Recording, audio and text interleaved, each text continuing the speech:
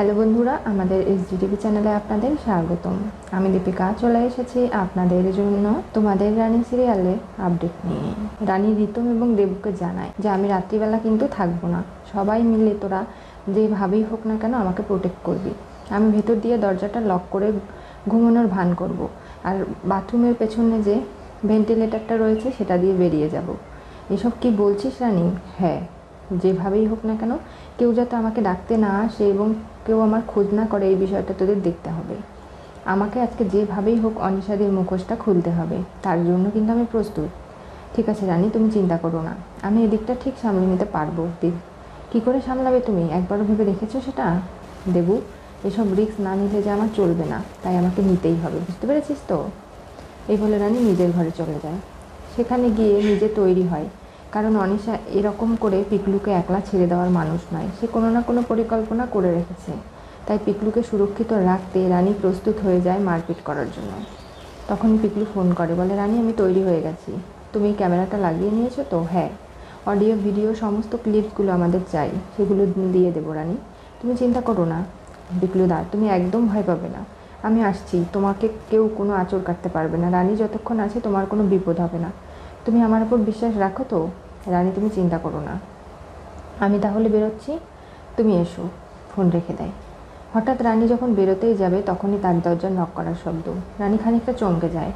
এরপরে তাড়াতাড়ি করে সম্পার ছদ্মবেশ ধারণ করে নেয়, আর দরজাটা খুলে দিলে দেখতে পারে দুর্জয় এবং শুক্লা দুজনেই রানীর ঘরে এসেছে।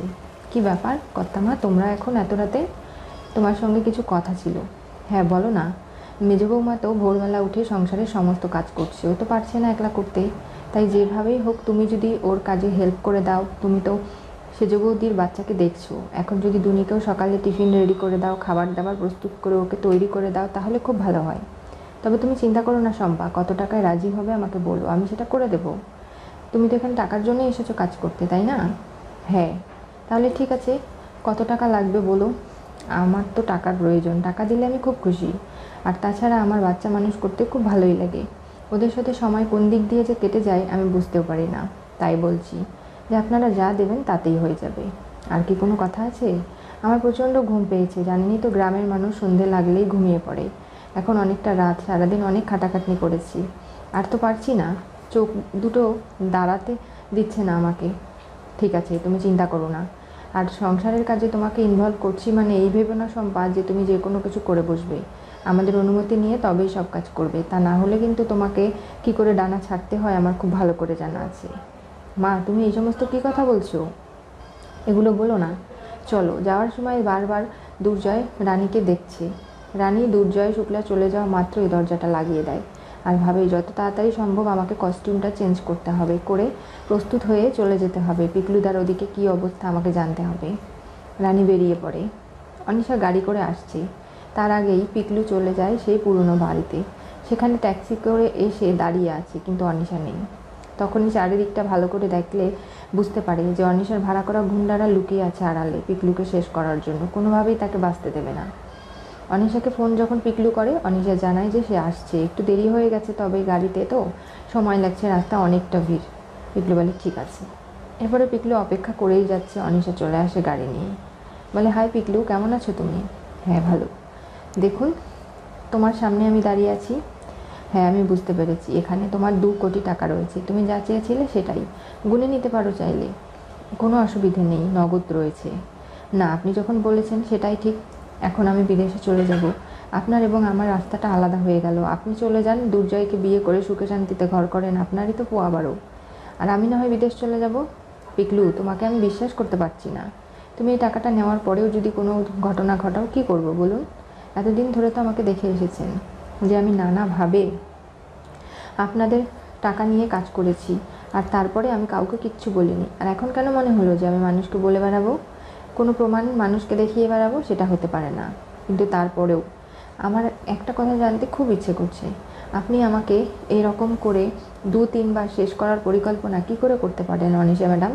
আমি তো আপনার জন্যই কাজ করছিলাম। হাসপাতালে আমাকে শেষ করার পরিকল্পনা, এরপরে হাসপাতালের বাইরে, আমি জানি এখানে আপনার গুন্ডারা লুকিয়ে আছে, কোনোভাবেই তারা আমার ওপর নজর রাখছে। আমি কি আপনাকে চিনি না? বাহ, তুমি তো আমাকে খুব ভালো চিনে গেছো। আমি তোমাকে বিশ্বাস করতে পারছি না পিকলু, তাই তোমাকে শেষ না করলে সামনে দুর্জয় এবং আমার বিয়ে, তখন যদি তুমি কোনো প্রমাণ জোগাড় করে আমাদের বিয়েটা আটকানোর চেষ্টা করো, সেটা তো আমি হতে দিতে পারবো না। আর তার জন্য তোমাকে আজকে চলে যেতে হবে, কোনোভাবেই তোমাকে আমি বাঁচিয়ে রাখবো না। অনিশা ম্যাডাম, আমি বুঝতে পারছি আপনি কথার খেলাপ কী করে করতে পারেন। আর দেখুন, আপনাকে ভালো না বেশি লাইফ পার্টনার হিসেবে চুজ না করে দুর্জয় যে আসলে রানীকে লাইফ পার্টনার হিসেবে চুজ করেছে, এর মেন কারণটাই হচ্ছে রানী সৎ। ওর মনের মধ্যে কোনো ঘোরপ্যাচ নেই, ও সবসময় ভালোভাবেই বাঁচতে জানে। আর তার জন্যই রানীকে চুজ করাটা খুব ভালো কাজ করে ফেলেছে। দেখো, একদম বাজে কথা বলবে না, ঠিকই তো বলেছি। তা না হলে দেখুন আপনি কি করছেন আমার সঙ্গে। আমি তো জানতামই এরকম ঘটনা ঘটতে পারে, সেজন্য আমিও আগে থেকে প্রোটেকশন নিয়ে এসেছি। আপনি কি ভেবেছেন যে আমি কোনো কাজ করব না, এখানে চুপচাপ নিজের প্রাণ দিয়ে চলে যাব? সেটা তো হতে পারে না। আর আপনি যে আসলে রানীকে এরকম ব্লাস্ট করে শেষ করিয়ে দিয়েছিলেন, সেটা আমি খুব ভালো করে বুঝতে পারছি। তাছাড়া আর কে করাবে বলুন?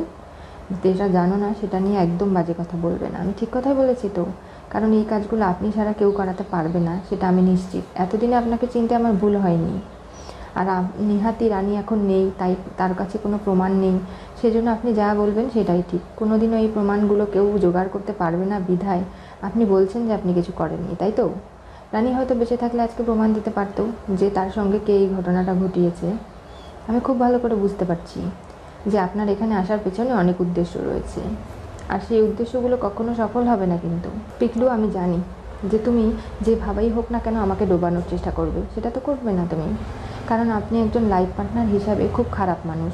দুর্জয় যদি আপনাকে নিজের জীবনে রাখে, তাহলে কিন্তু যে কোনো মুহূর্তে আপনি পাল্টে খেতে পারেন। আপনার নিজের ভবিষ্যৎ সিকিউর করার জন্য আপনি যে কোনো সময় দুর্জয়কে বিপদে ফেলে তার জীবন নিয়েও ছিনিমিনি খেলতে পারেন। তো এরকম মানুষকে কেনই বা পাশে রাখবে?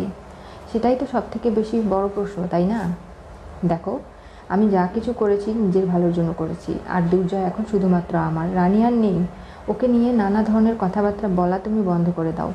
এগুলো বলেও কিন্তু কোনো লাভ হবে না, কারণ রানী আজকে নেই বলেই আমার জায়গাটা সফল হয়ে গেছে। আর রানী যখন ফিরেই আসবে না, তখন আমার জীবনে আমি যেভাবে চলার সিদ্ধান্ত নিয়েছি আমি সেইভাবেই চলবো। কোনোভাবেই কেউ আমাকে আটকাতে পারবে না। তখনই গুন্ডাদেরকে ডাকে। চারিদিকে সবাই অন্ধকারে লুকিয়েছিল, সবাই চলে আসে। পিকলুকে চারিদিক থেকে পিস্তল দিয়ে নানা ধরনের অস্ত্রশস্ত্র নিয়ে অ্যাটাক করার জন্য প্রস্তুত তারা। পিকলুর হাত থেকে টাকার ব্যাগটা কেড়ে নিয়ে অনিশা গাড়িতে করে চলে যায়, আর যাবার সময় বলে যায় যে দেখো, পিকলুকে শেষ করার পরে ওর দেহটা যেন কোথাও পাওয়া না যায়, একদম বিলীন করে দেবে। কোনোভাবে কেউ যেন খুঁজেও না পায় আর জানতেও না পারে যে পিকলু নামের কেউ ছিল, তাহলে খুব ভালো হবে। আর তুমি আজকে যে মানুষটার জন্য এত কথা বললে, সেই মানুষটাও তোমাকে বাঁচাতে আসবে না। এরপরে পিকলু দাঁড়িয়ে আছে ঠায়। তখনই রানী ট্যাক্সি করে আসছে আর ভাবছে যে না, আমার দুর্জয় এবং তার মা এসে দেরি করে দিল। পিকলুদা ঠিক আছে তো, ওর কোনো ক্ষতি আমি হতে দিতে পারবো না। এখন আমি কি করব? তাড়াতাড়ি করে ট্যাক্সিওয়ালাকে গাড়ি চালাতে বলে দ্রুত চলে আসে। গুন্ডারা যখন পিকলুর উপর অ্যাটাক করার জন্য প্রস্তুতি নিচ্ছিল, তখনই রানী হঠাৎ এসে পিস্তলের মধ্যে এক লাথি মেরে সেই পিস্তলটা চলে যায় পিকলুর হাতে। এরপরে গুন্ডাদের বেধড়ক মারধর করতে শুরু করে রানী। কোনোভাবেই তার সঙ্গে পেরে ওঠে না।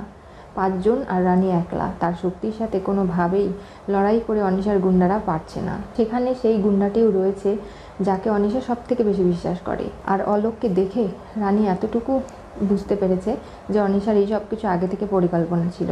টাকা দেওয়া তো দূরের কথা, সমস্ত প্রমাণগুলো নষ্ট করে দেওয়াও অনিশার একটা উদ্দেশ্য ছিল, কিন্তু সেটা তো করতে পারলো না। রানী সবাইকে মেরে এমন অবস্থা করেছে, মাটিতে সবাই ছটফট করছে। নিজের প্রাণ বাঁচাতে রানীকে এবং পিকলুকে সেখানে ফেলে রেখেই তারা চলে যেতে বাধ্য হয়। রানী বলে, দেখো, যা কিছু প্রমাণ জোগাড় করার দরকার ছিল আমরাও জোগাড় করে ফেলেছি, কোনোভাবেই অনিশাদি বাঁচতে পারবে না। আমার মনে হয় যে এখনই পুলিশের সব প্রমাণগুলো আমাদের দিয়ে দেওয়া উচিত। রানী, অনিশাকে এরকম খোলা বাজারে ছেড়ে দেওয়া যাবে না। ও সত্যি একজন ক্রিমিনাল, ও আমাকে খুন করতে চেয়েছে। বুঝতে পারছো তুমি বিষয়গুলো? তুমি বোঝো নাই পিকলুদা, অনিশার হাত অনেক দূর পর্যন্ত লম্বা। এত বড় একটা নার্সিংহোম ও চালায় বলে কথা। দেখবে যে কোনো মুহূর্তে ও এতটুকু প্রমাণের ভিত্তিতে প্রমাণটাকে মিথ্যে বলে ও দিব্যি গা বাঁচিয়ে চলে যাবে। সেটা করলে চলবে না। আমাদের সলিড প্রমাণ চাই যেখানে অনিশার মুখ দেখা যাচ্ছে, এমনকি অনিশা যে গুন্ডাগুলোকে পাঠিয়েছে, বা এমন কিছু যেখানে অনিশার প্রমাণগুলো ও নিজেই দিচ্ছে। আর সেটা না পাওয়া পর্যন্ত আমাদের চুপ থাকতে হবে, তা না হলে চলবে না। এরকম করেই সামান্য প্রমাণ দিয়ে আমরা অনিশার কোনো কিছুই বিগড়তে পারবো না। তাই আমাদের ধৈর্য ধরতে হবে। এরপরে আমরা যা পরিকল্পনা করব সেগুলো দেখো কি হয়, কি হতে চলেছে তোমাদের রানী সিরিয়ালের পরবর্তী টুইস্টে। অনিশা টাকা দিয়ে ফেরত নিয়ে পালালো। রানী লড়াই করে প্রমাণ জোগাড় করলো। আজকে রানী পিকলুকে যে কথা দিয়েছে তার জন্য পিকলুর এতটুকু ভয় হয়নি। রানী জিজ্ঞাসা করেছিল যে তোমার এতটুকু খারাপ লাগেনি? না, নিজের প্রাণের বিনিময়ে যদি তোমার জন্য প্রমাণ জোগাড় করতে পারতাম রানী, তাহলে আমি সেটাই করে দেব। কারণ আমি অনেক কষ্ট পেয়েছি জীবনে, কোমা থেকে উঠে এসেছি শুধু তোমার জন্য। তুমি আমাকে এই কষ্টের জীবন থেকে মুক্তি দিয়েছো, আর তোমার জন্য কিছু করতে পারলে আমারও ভালো লাগতো। কিন্তু অনিশা যে এরকম একটা কিছু করবে আমি তো তোমাকে আগেই বলেছিলাম। আর ও জেনে বুঝেই এখানে আসতে চেয়েছে ইচ্ছে করে একলা, কারণ ও জানে ওর পেছনে সঙ্গপঙ্গ থাকবেই। সেটা প্রমাণ হয়ে গেল তো। অনিশার যে বেশি বার বেড়েছে, তুমি চিন্তা করো না। ওকে কী করে ছাঁটাই করতে হয় সেটা আমার খুব ভালো করে জানা আছে। তবে আমাদের একটু সময়ের ধৈর্য রাখতে হবে। এই সব প্রমাণ তো তোমার কাছে থাকুক, সব কিছু এরপরে আরও কী করি শুধু দেখো না। রানীর থাবা থেকে কোনোভাবে অনিশা পালাতে পারবে না। এমন পরিস্থিতি তৈরি করব ওর সোশ্যাল যে ব্যক্তিত্ব রয়েছে, এমনকি সামাজিক যে মান সম্মান, সব কিছু আমি ধুলোয় মিশিয়ে দেব। এমন প্রমাণ দেব দুর্জয়কে বিয়ে করা তো দূরের কথা, সেই নাম তো মুখে আনতে পারবে না, এবং দুর্জয়ের জীবনে কখনো জুড়েও থাকতে পারবে না। সেসব জানতে চোখ রাখতে হবে আমাদের চ্যানেলে। পাশে থাকা বেল আইকনটি অবশ্যই করে ক্লিক করুন।